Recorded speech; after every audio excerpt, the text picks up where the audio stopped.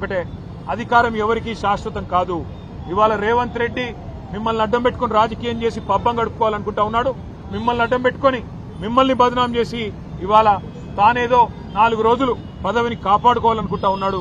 ఇది మంచిది కాదు. వ్యవస్థలకి ఈ రకంగా అండగా నిలబడ్డామనే మాట కూడా చెబుతూ సోషల్ మీడియాలో కూడా మా తమ్ముళ్ల మీద కేసులు కానీ ఇంకోటి కానీ జరిగితే తప్పకుండా మేము కూడా అంతే స్థాయిలో స్పందిస్తాం.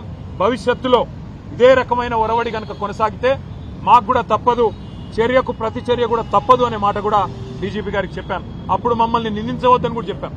10 ఏళ్లు శాంతియుతంగా రాష్ట్రాన్ని నడిపిన వాళ్ళం మేము. రాష్ట్రాన్ని 14 ఏళ్లు కొట్లాడి తెచ్చిన వాళ్ళం మేము. ఈ రాష్ట్రం యొక్క బ్రాండ్ ఇమేజ్ దెబ్బతినొద్దు, హైదరాబాద్ బ్రాండ్ ఇమేజ్ దెబ్బతినవద్దు అనే ఆరాటంతోనే సంయమనంగా ఉన్నాం. నిన్న కావాలంటే మా తమ్ముడు ఒక కనుసైగ చేస్తే యాదరి కిషోర్ గారు 500 మంది ఆ 50 మందిని పొట్టు కొట్టేటోళ్ళు. కానీ మేము శాంతియుతంగా నిరసన చెప్పాలనుకున్నాం, రైతుల పక్షాన ఉండాలనుకున్నాం, మేము నిలబడ్డాం శాంతియుతంగా. కానీ మా సహనాన్ని, మా మంచితనాన్ని, తెలంగాణ మీద మాకున్న ప్రేమను చాతగాంతనంగా, మా అసమర్థతగా, మా ఓపికను పరీక్షిస్తే మాత్రం చర్యకు ప్రతి చర్య కూడా తప్పదు. అప్పుడు మమ్మల్ని నిందించవద్దని చెప్పి కూడా డీజీపీ గారికి, ఈ ప్రభుత్వానికి చెప్తా ఉన్నాం. మళ్ళొకసారి పాత్రికేయ మిత్రులకు కూడా ధన్యవాదాలు తెలియజేస్తా ఉన్నా.